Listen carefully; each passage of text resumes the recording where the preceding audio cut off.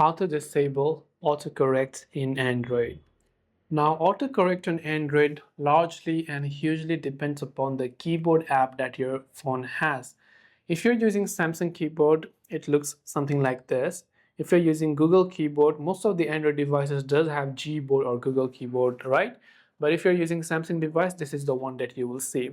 Now, to turn off autocorrect, a very simple thing is that just make sure that you're on the typing screen and then your keyboard is shown.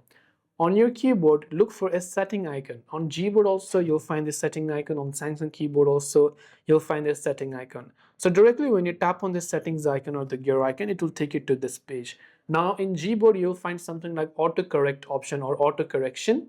In the case of Samsung keyboard, I'm seeing auto replace. So I'll go to auto replace.